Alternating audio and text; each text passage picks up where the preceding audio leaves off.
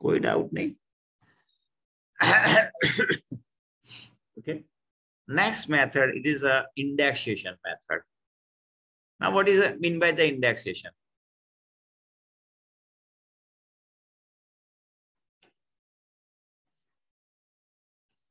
WPI index लेते हैं. नहीं, वो तो नाम बोल रहा. What is mean by the indexation?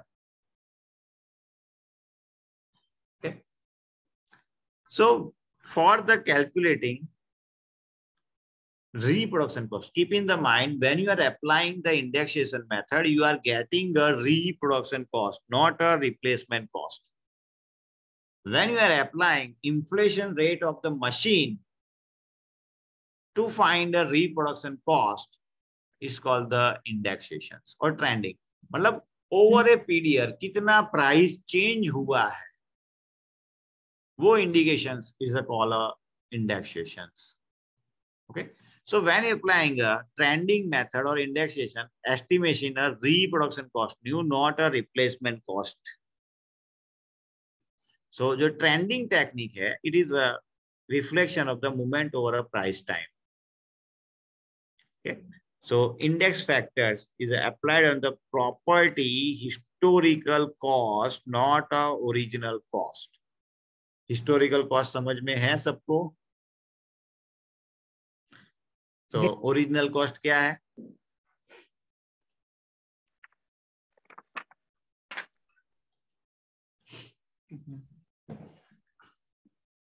What is the difference between the historical cost and original cost? Original cost जिसमें हिस्टोरिकल कॉस्ट है सर, जो हमारी फर्स्ट ओनरशिप थी. It is a historical cost. Historical cost. हाँ. और original cost आएगी sir हमारी जो आज की डेट की कॉस्ट आएगी सर. कितने सही से गलत बोला सर. हिस्टोरिकल कॉस्ट वो वाली कॉस्ट है जब मैन्युफैक्चरर ने अपने प्लांट से उस मशीन की इनवॉइस पे कॉस्ट लिखी थी, या उस समय की लैंडेड कॉस्ट जो कस्टमर था उसने मुझे बेच दी 5 साल पहले, तो वो मेरी हिस्टोरिकल कॉस्ट नहीं है, वो मेरी परचेज कॉस्ट या जो आप बोल रहे हैं. सही है. तो हिस्टोरिकल कॉस्ट में दो चीजें याद रखिए.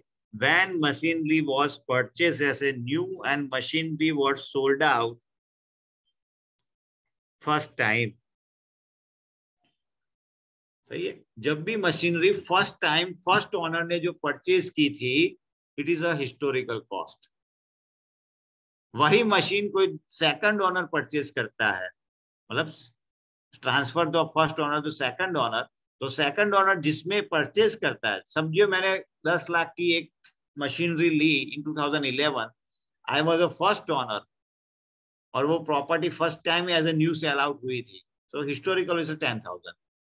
अब 2015 में यही एसेट मैं किसी दूसरे को 8 लाख में सेल आउट कर देता हूं. So for second owner original cost is 8 lakh rupees. ये वही सेकंड ओनर थर्ड को बेच देता है 5 लाख में, तो थर्ड ओनर के लिए जो ओरिजिनल कॉस्ट है तो 5 लाख, उसकी हिस्टोरिकल कॉस्ट तो 10 लाख ही रुपए रहेगी. Okay. So let's understand the indexations. जैसे पेट्रोल के प्राइस इन 2017-16 थे, यहाँ पे 65 है, यहाँ पे हो गए थे 17, यहाँ पे हो गए 75, यहाँ पे हो गए 18 और यहाँ पे हो गए 95. ओके. सो जो इंडेक्सेशन है वो किसी ईयर को बेस बताता है. तो let's assume we are this R 60. Okay. तो 60 से 65 कितना % इंप्रूवमेंट हुआ?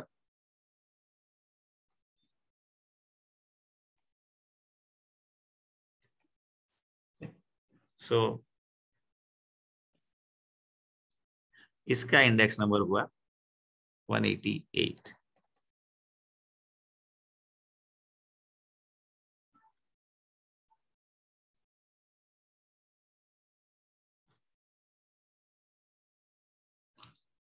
सो हर साल ये जो प्राइस हुई है 60 to 85, इसको we convert into series of the 100. कोई भी एक ईयर को बेस ईयर समझ के ईयर ऑन ईयर प्राइस कितना इंफ्लेशन आया that we are finding. Okay. So this are the index that is released by the government. index number that is released by the government year on year ये numbers index use करती है। Okay, अब समझिए इससे क्या होता है। ये सिर्फ पेट्रोल के लिए हमने किया था।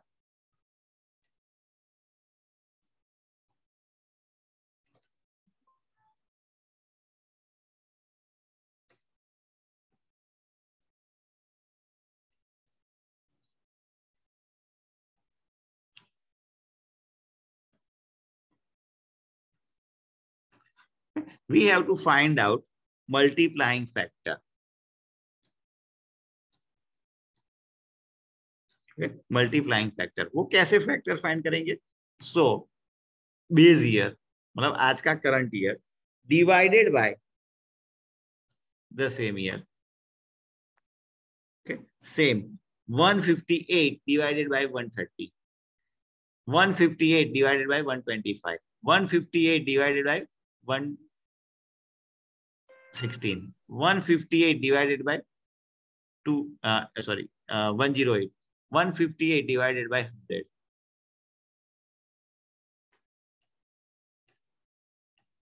So these are the multiplying factors. अब मैं बोलूं कि I have purchased in 2008 में मैंने एक मशीनरी परचेज की थी 12,500 में, तो आज 2020 में उसकी कॉस्ट क्या होगी यूजिंग द इंडेक्सेशन। जो मशीनरी मैंने 2008 में 12,500 में परचेज की थी उसकी कॉस्ट क्या होगी इन 2020। So firstly you have to find the multiplying factor of the 2018. The multiplying factor is a 1.46. Multiply this historical cost into multiplying factor of this में जो मैंने 12,500 रुपये में खरीदा था आज की डेट में उसकी cost using the indexation 18,269 rupees है using the indexation. This is how we can calculate reproduction cost using the indexation. So उसके लिए क्या चाहिए? इसके लिए आपको एक तो जो भी मशीन का वैल्यूएशन कर रहे हो उसका इंडेक्स नंबर चाहिए। दूसरा क्या चाहिए? जो भी मशीन का वैल्यूएशन कर रहे हो उसका हिस्टोरिकल कॉस्ट चाहिए। अगर ये दो चीज आपके पास है so you can do valuation using the indexation. मतलब ये दो, हाँ बोलिए सर। ये मल्टीप्लाइंग फैक्टर कैसे निकाला सर, वो एक बार फिर बता दीजिए। हाँ वो कर देंगे। ओके सही है।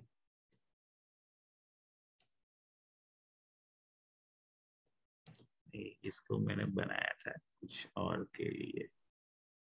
सर इसमें जब अगर बेस ईयर चेंज होता है then indexing will be change, indexation भी चेंज हो जाएगा। Yes okay let's take a example कि बाय 2000 ईयर और जो मशीन की प्राइस है। ओके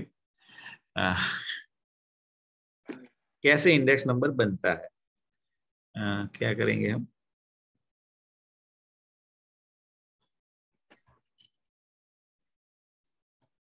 थोड़ा लंबा हो जाए पर आई थिंक सो समझ में सही से आ जाएगा। कि किसी मशीन की प्राइस ये थी,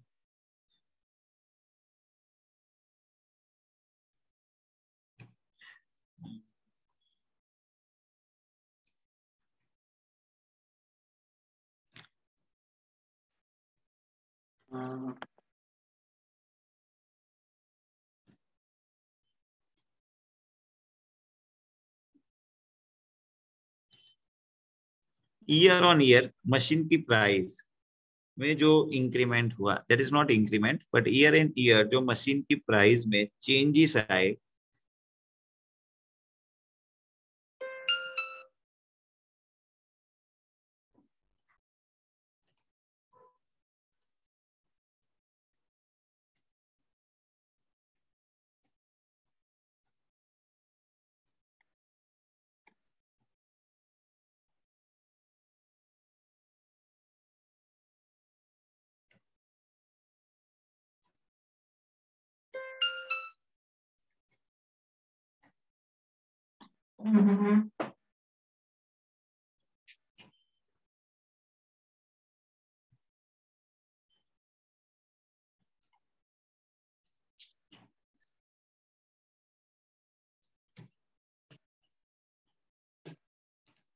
जो मशीन 2011 में 13,500 में मिल रहा था, वो मशीन 2012 में उसकी प्राइस बढ़ के हुई 13,000 8,000।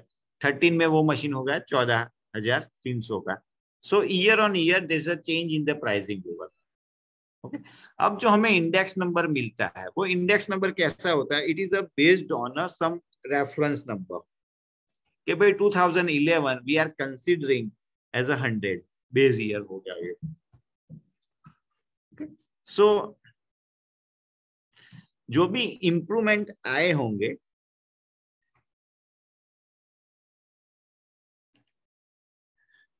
सो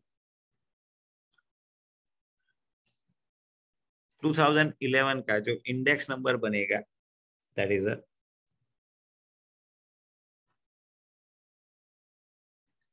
so we have create this index number based on the whatever the price information, जो प्राइस चेंज हुए इसके बेसिस पे हमने इंडेक्स नंबर बनाई। सो 2011 में जो प्राइस थी 13,000, वो 13,800 हो गई, 14,300 हो गई, 14,900 ईयर ईयर ईयर ईयर। सो ये इन्फ्लेशन कितना हुआ? सो 2015 जो 13,000 थे, 13,500 थे, हमने बोल दिया 100 रुपये।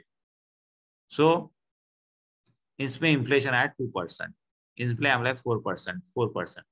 सो ये जो इन्फ्लेशन बढ़ा इसमें, वो हमने कैप्चर किया इन टर्म ऑफ द 100।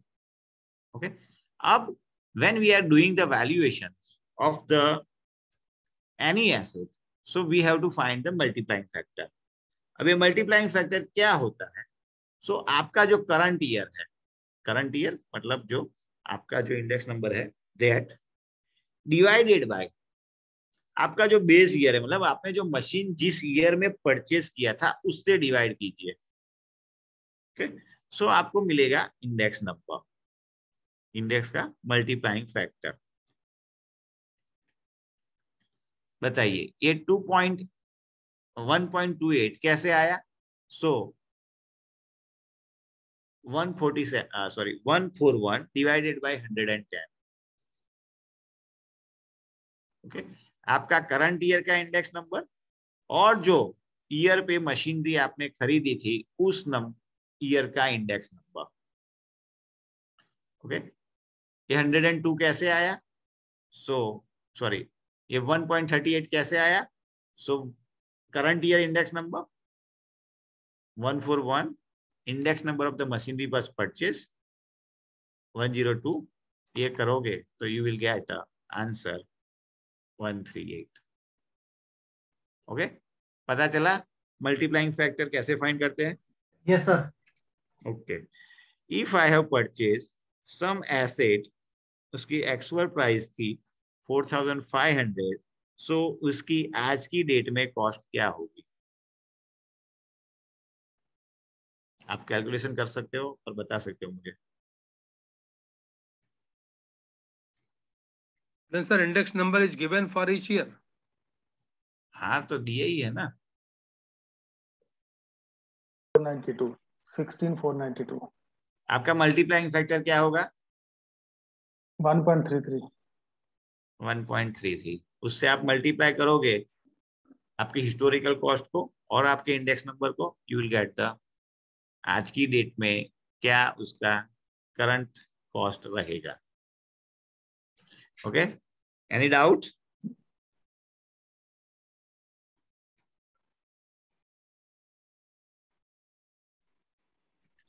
कोई मशीनरी मैंने खरीदी थी 2015 में, उसकी कॉस्ट थी 20,000, तो 19 की कॉस्ट क्या होगी? सिंपल, 19 का index number divided by index number of 150। Okay, multiplying factor क्या बनेगा यहाँ पे मैं बता देता हूँ, index number of 190 divided by intent number of this, तो आपको आंसर मिलेगा।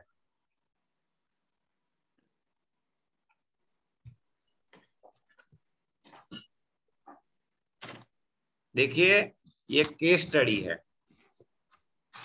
और आप सॉल्व नहीं करेंगे तब तक पता नहीं चलेगा, देखने से कुछ फायदा नहीं है। You have to solve it. Solve करोगे तो दिक्कतें आएगी, दिक्कतें आएगी तो सॉल्यूशन आएंगे। Find the multiplying factor. 2300। हाँ क्या है madam? 17920. 2300। Okay, 22,000। let's do, yeah. Index number of 19 divided by index number of 15. तो आपका इंडेक्स नंबर आया 112, मतलब डेसिमल में चेंजेस हो सकते हैं, उसके कोई दिक्कत नहीं। तो इसका आंसर आएगा this is a clear everyone, या किसी को डाउट है अभी?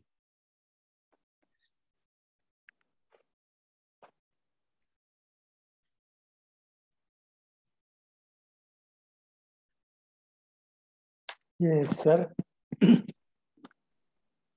हाँ बोलिए, कोई दिक्कत नहीं। सर ये एमएफ निकालना जरूरी है कि अगर हम शुरू में फॉर्मूला रखें कि लास्ट ईयर करंट देखिए ईयर माइनस लास्ट आपके ईयर सम डिवाइडेड में क्या दिया होगा मुझे पता नहीं,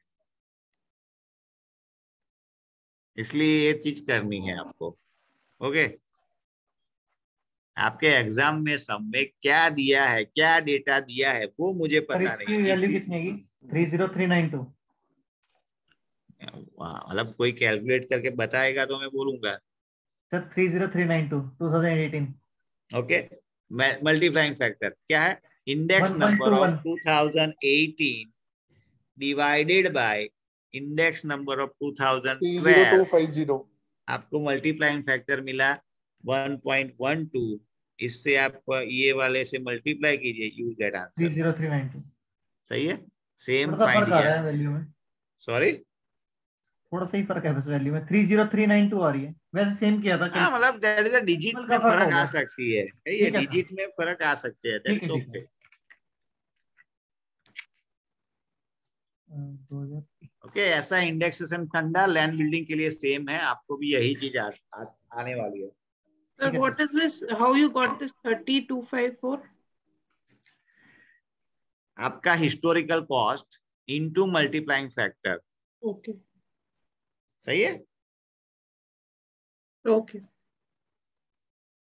ओके, वन मोर एग्जांपल यहाँ पे दिया गया है आपको। ओके, उसमें मैंने वैल्यू नहीं लिखी अभी तक। सही है, सो लास्ट इज 21,000।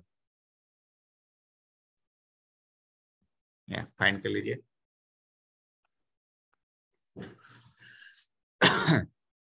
जो प्राइस 2012 में 21,000 की थी, 2021 में कितने की होगी? 27794। सही है, तो first you have to find the multiplying factor. Multiplying factor मतलब current year factor, that is 135 है, divided by base year factor, that is 1220। So आपका ये मल्टीप्लाइंग फैक्टर आया। Your historical cost into multiplying factor is equal to 27,000 something। सही है। Anyone with doubt or query? सही है कुछ? Okay, so सर इसमें हमें हर बार ऐसे ही होगा, मान लो प्राइस दिया होगा और ईयर दिया होगा, हमें मल्टीपल फैक्टर निकालना होगा, या ऐसा भी हो सकता है कि हमें मल्टी फैक्टर दिया होगा, प्राइस निकालना हो? आज तक ऐसा नहीं किया है। मल्टीप्लेक्टर दिया गया है तो बहुत इजी है। सही है, बट आपको कंफ्यूज कहाँ पे करेंगे वो हम केस स्टडी में देखेंगे। सही है, जो सेकंड मेथड है it is a trending method.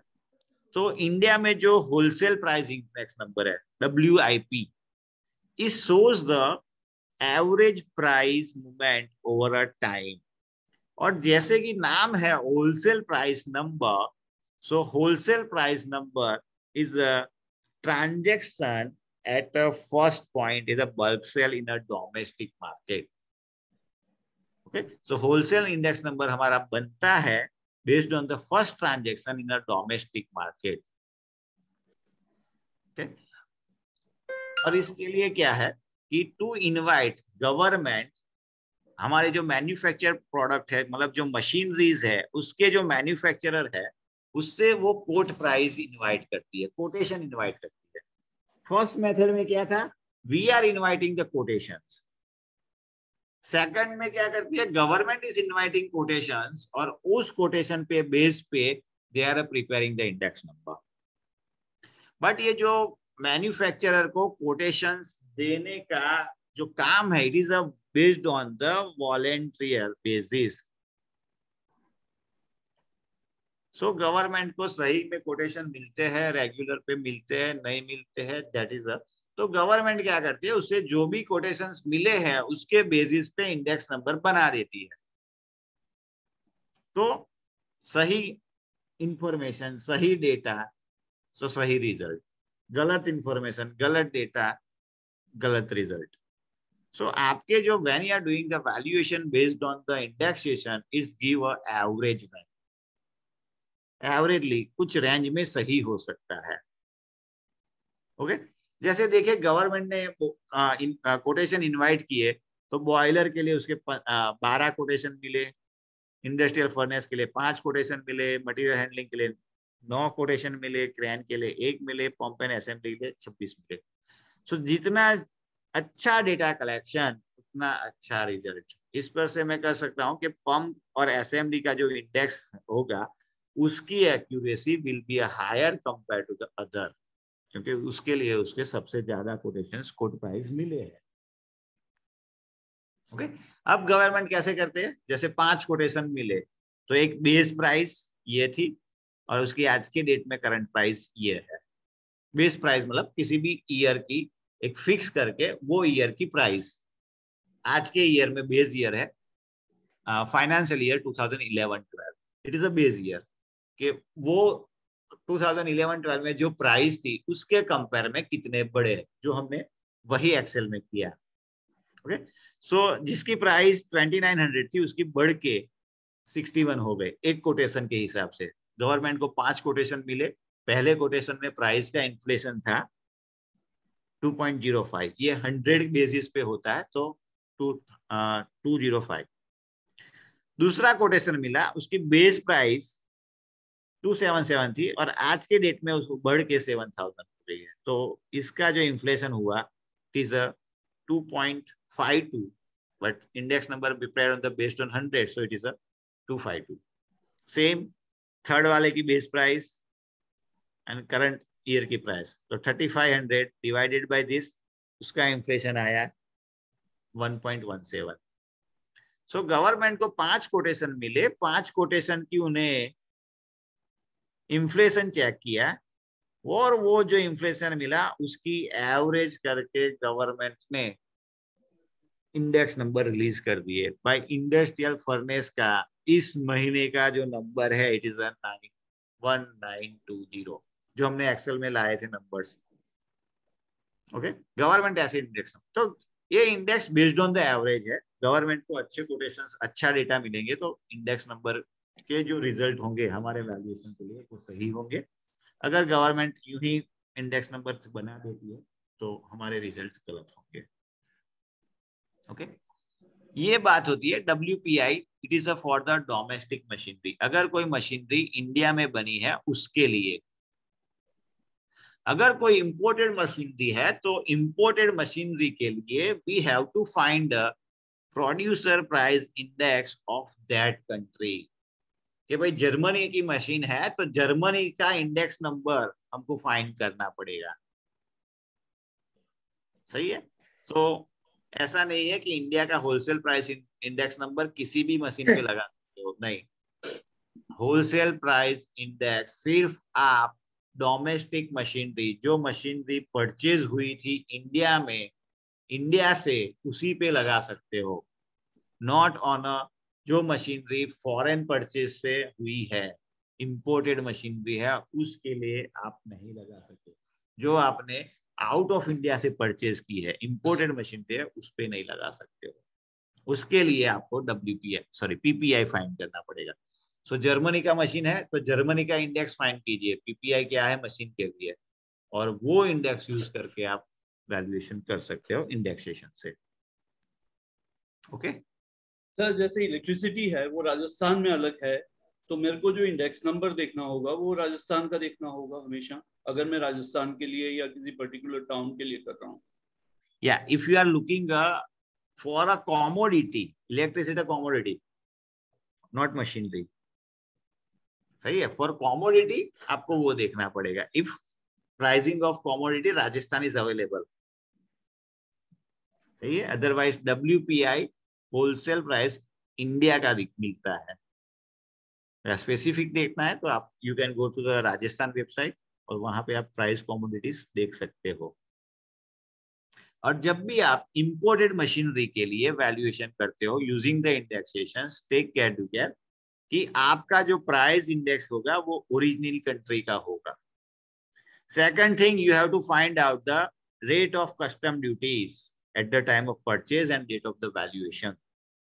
And same time you have to also currency fluctuation rate at the time the purchase and at the time of the valuation date. देखिए simple example देता हूं मैं कि भाई 2011 में मैंने $100 का एक मशीन खरीदा जर्मनी से. तब कस्टम ड्यूटी थी 10% और जो करेंसी कन्वर्जन रेट था इज 40 रुपीज. तो 2011 में मुझे कितने का मशीन पड़ा? $100. $100 को 40 रुपीज से मैं कन्वर्ट करता हूं तो 4 हो जाएगा 100 इंटू 4, सॉरी 100 इंटू 40, सो 4000. और ये 4000 पे I am paying income tax import duty 10%, so it will become 4400 rupees. अब 2022 में ये डॉलर हो गया 40 to 70 रुपीज और जो मशीनरी की प्राइस है वो हो गई है 100 to 105. देखिए 11 साल में जो मशीन की प्राइस है वो बढ़ी है सिर्फ 100 से 105 रुपया. बट अब इंडिया में मुझे कितने में पड़ेगा? सो $105 इंटू मैं रुपी में कन्वर्ट करता हूं 75 रुपीज, तो ये हो जाएगी 7800 प्लस मैं 10% मेरी कस्टम ड्यूटी ऐड करता हूं तो ये टोटल हो जाएगी सॉरी कई मिस्टेक है but just a minute, give me 5 into 75 plus 787, सो ये हो जाएगी 8662 रुपीज.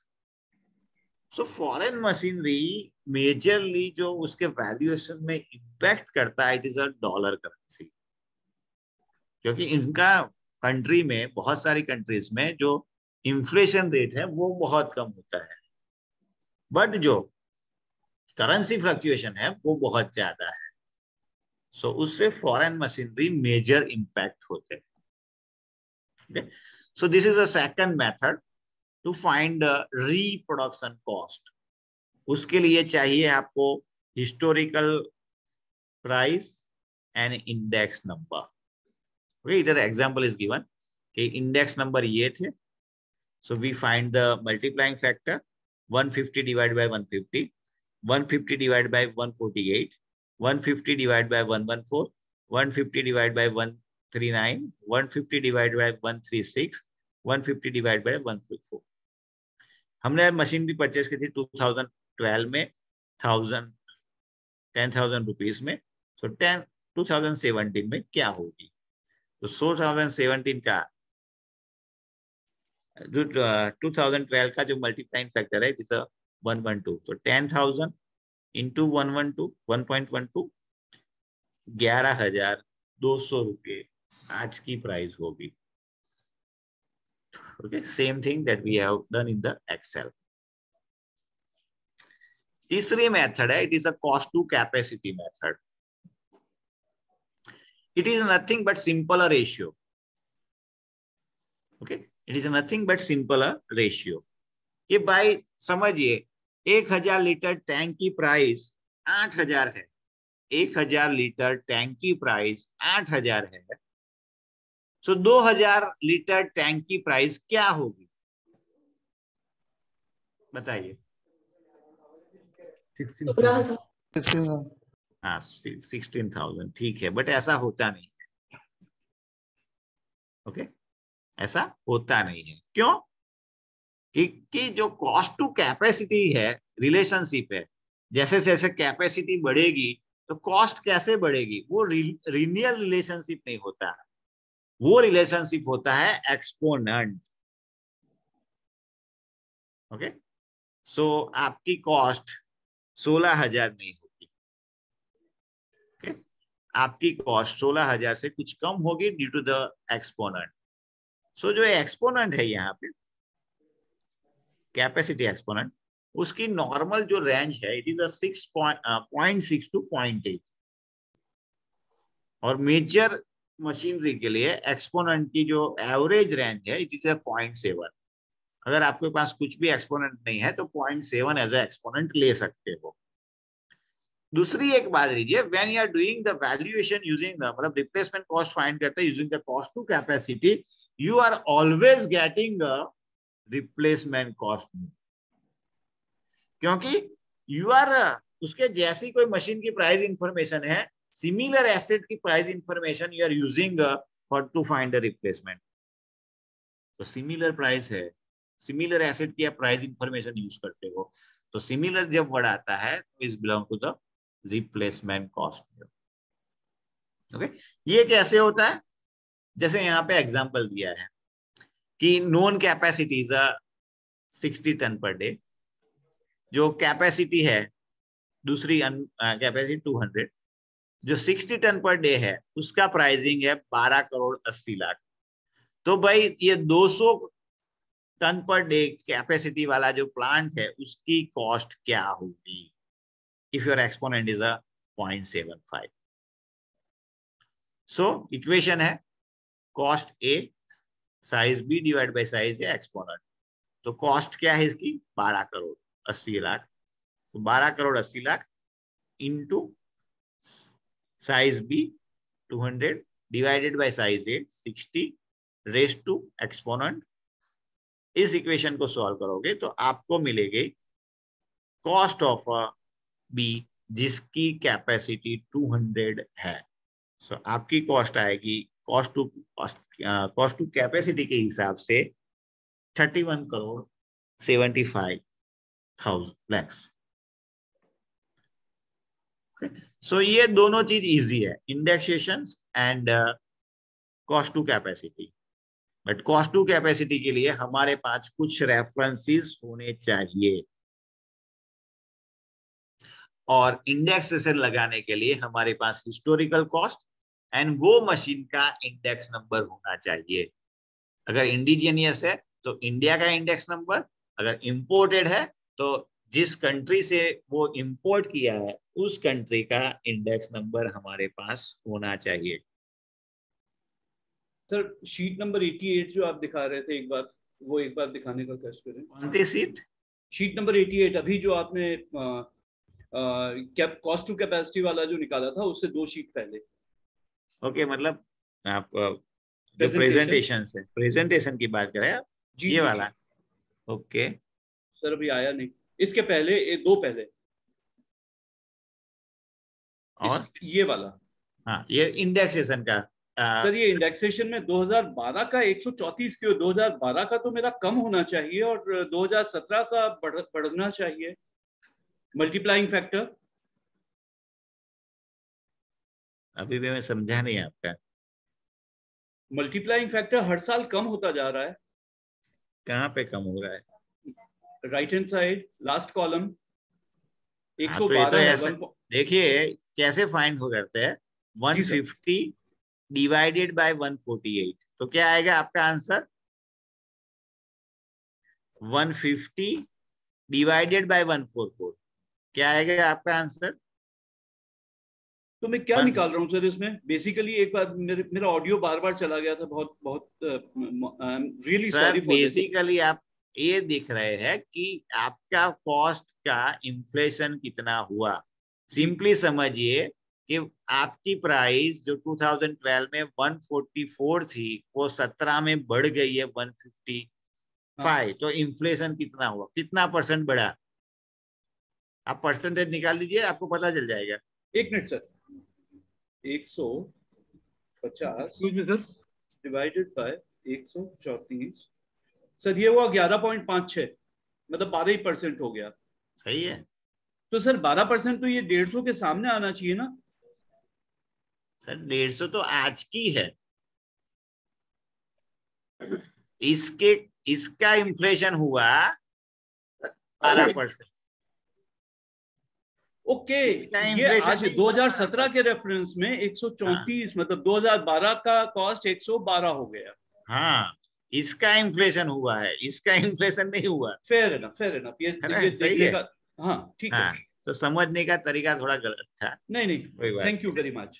ओके ओके, सो यहाँ पे हमने वही चीज की है जो वहां पे एग्जांपल दिया था। ओके, मुझे ये नहीं दिखाना था एक्चुअली, आपको मुझे कहीं और जाना था। और सो इंडिया के जो सारे इंडेक्स नंबर्स होते हैं, कहाँ से जाऊं,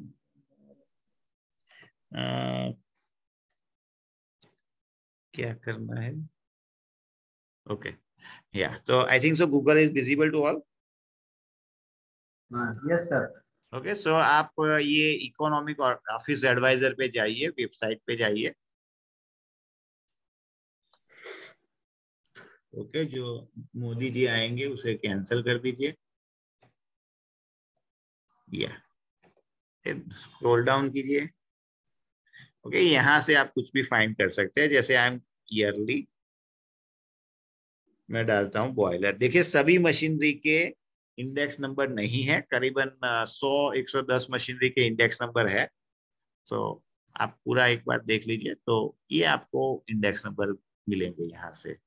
सो यहाँ पे जो बेस ईयर है 2011-12 को 100 माना गया है। सो और बाकी के ये सारे इंडेक्स नंबर सही है। सो मेजर जो भी मशीनरी के अवेलेबल है वो आप फाइंड कीजिए। ये index number based on the financial year, ये index number based on the calendar year. सही है। आप यहाँ पे जाएंगे, wholesale price, wholesale WPI data download. यहाँ बहुत सारी सीरीज के अवेलेबल है, तो 2011 की सीरीज से यहाँ से आप डाउनलोड कर सकते हैं ये इंडेक्स नंबर। ओके, तो जितने भी index number Indian government under this economic adviser release करती है, वो सारे के इंडेक्स नंबर्स आपको मिल जाएंगे। स्टडी कीजिए और अपने प्रॉपर मशीनरी का इंडेक्स नंबर फाइंड कीजिए। सही है। तो डेटा अवेलेबल यहाँ, इंपोर्टेड मशीनरी के डेटा थोड़े मुश्किल है आपके, उसको लिए थोड़ा घूमना पड़ेगा। क्लियर। सो जो हमने बात की थी कॉस्ट टू कैपेसिटी, ओके, इसका अगेन यहाँ पे एक बार और एग्जांपल कर देते हैं, जिसका ये है capacity and cost. Okay, simple example, 1000 litre capacity की कॉस्ट है 12,000 रुपये। सो 1500 लीटर कैपेसिटी की कॉस्ट क्या रहेगी if your exponent capacity exponent is a 0.7। सही है। तो क्या करना होगा, first cost of known into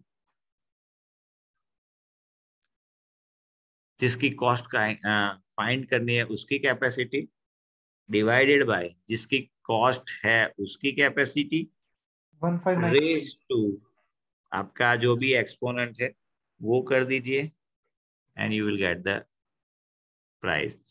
तो 1000 लीटर टैंक की कॉस्ट 1200 रुपये है, सॉरी 12,000 है, तो 1500 लीटर की कॉस्ट होगी 15,938 रुपये।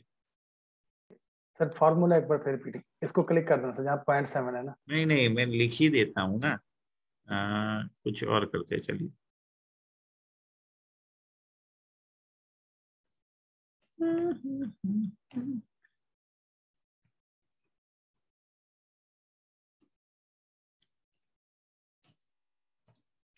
The capacity in the HP, there is a horsepower.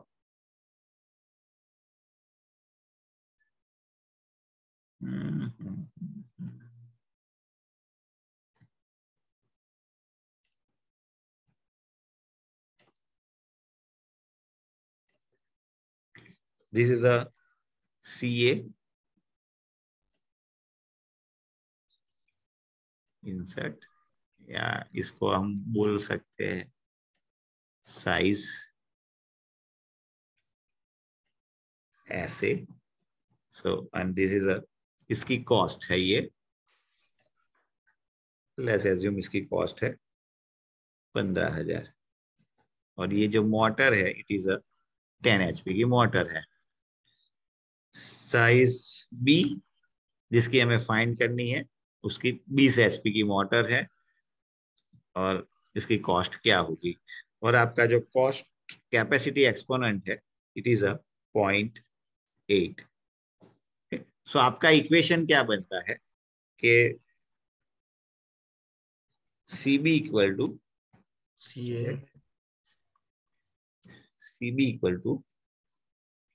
CA into SB by SA to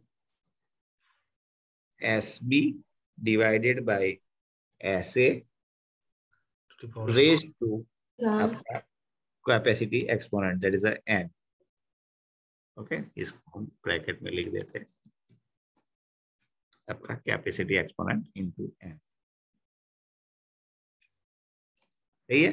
so we are trying to solve 15,000 into आपकी capacity 20 SB in divided by आपका ऐसे 10 रेज टू आपका exponent 0.8. Equation is solve. So अगर 10 HP की motor 15,000 में आती है तो 20 HP की मोटर 26,000 में आएगी using the cost to capacity method. Exponent sir आप कह रहे थे कि 0.62 लेके 0.8 तक वो रहता ही है, मतलब हम ले सकते हैं. हाँ, आपके अगर एग्जाम्पल वो कहाँ से लेंगे सर आएगा उसको एक्सपोनेंशियल, पर प्रैक्टिकल केस में कहाँ से लेंगे सर? टेक्निकल केस में you have to find the exponents. जैसे अर्ली मॉर्निंग में बात की, इस प्रोफेशन में बहुत कुछ करना है, उसमें से ये कि ये चीज भी करनी है कि सारे मशीन के एक्सपोनेंट फाइंड करने हैं. देखिए बहुत लिमिटेड इंफॉर्मेशन अवेलेबल है. कुछ मशीनरी पे वर्कआउट हुआ है और सभी मशीन पे वर्कआउट नहीं हुआ, क्योंकि आप समझिए कि हमारे n नंबर ऑफ मशीन्स है और वो n नंबर ऑफ मशीन्स के लिए कोई काम करने वाला नहीं है. सही है, तो हमें कुछ करना पड़ेगा. सर अगर लैंड बिल्डिंग की बात करें तो लैंड बिल्डिंग की बात करें तो एक्सपोनेंट वहां पे यूज नहीं होता. आपका रिप्लेसमेंट, रिप्रोडक्शन कॉस्ट और इंडेक्सेशन आपको सीखा है वो आ जाएगा. ठीक है. That will be useful to you. Okay, any doubt in this to find the replacement cost? Next, we are going to shift toward the find the depreciation. But before the finding the depreciations, आप बोले तो 15 minute का tree break कर देते हैं या 15 minute के बाद ट्री ब्रेक करेंगे. नहीं अभी कर दीजिए. क्यों, पता नहीं चला, सर दर्द हो गया क्या? नहीं नहीं सर, करते 15 मिनट पढ़ते हैं फिर करते हैं सर. कोई बात नहीं, चलिए. We are taking a break for the 15 minutes. Bansal ji. Yes sir. Okay, तो 4 बजे हम स्टार्ट कर देंगे टी ब्रेक के बाद. Okay, right sir. So friends, let's have a short tea break for 15 minutes as per the instructions of the faculty expert resource person. तो हम लोग अभी 15 मिनट का टी ब्रेक करेंगे और 4 बजे शार्प दोबारा से सेशन यहीं से शुरू करेंगे. Till then you can switch off your screen.